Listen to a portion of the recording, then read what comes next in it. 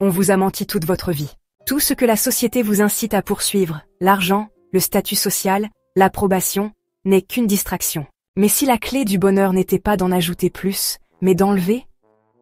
Et si la vraie liberté signifiait ne rien posséder et ne craindre personne? Ce soir, on plonge dans la sagesse radicale des cyniques, ces philosophes qui ont rejeté les illusions du monde et ont vécu comme des rois sans couronne. Alors, quand vous entendez « cynique », vous pensez peut-être à cet ami qui lève les yeux au ciel à chaque fois.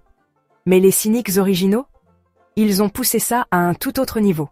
Imaginez la philosophie, mais au lieu de débats sophistiqués dans des salles de marbre, c'est un gars en haillons, vivant dans une jarre géante en argile, qui se moque publiquement des riches et qui prouve un point en disons juste, étant très à l'aise avec lui-même en public. Les cyniques ne se sont pas contentés de questionner la société.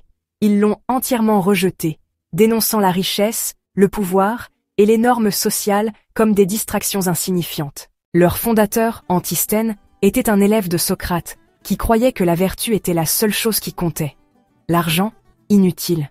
La célébrité, une blague. Le bonheur? On ne le trouve pas dans les possessions, mais dans l'autosuffisance. Son élève, Diogène, a poussé ça à l'extrême.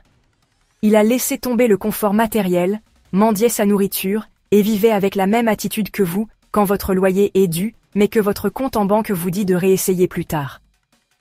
Il a même marché à travers Athènes en plein jour avec une lanterne, prétendant chercher un homme honnête. Spoiler, il n'en a pas trouvé.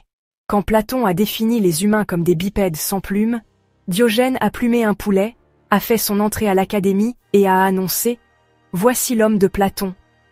Même Alexandre le Grand n'était pas à l'abri, quand l'homme le plus puissant du monde lui a offert tout ce qu'il voulait. Les cyniques ne se contentèrent pas de se moquer de la société. Ils croyaient sincèrement que simplifier la vie à l'essentiel était le seul chemin vers la vraie liberté. Pas de luxe, pas de fausse politesse, pas de course à l'approbation. Juste une honnêteté radicale, l'autosuffisance et la capacité de tailler des philosophes et des rois sans distinction. Leurs idées ont ensuite influencé les stoïciens, les premiers ascètes chrétiens et, sans doute, cet ami qui se vante de ne pas avoir de réseaux sociaux.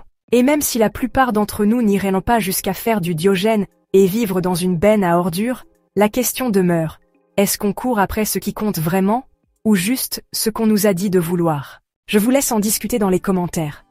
Quelle norme sociale moderne pensez-vous que Diogène critiquerait le plus fort? Vous pouvez nous soutenir en vous abonnant, si ce n'est pas déjà fait. Prenez soin de vous, prenez soin de vos proches, et je vous retrouve bientôt dans une autre vidéo.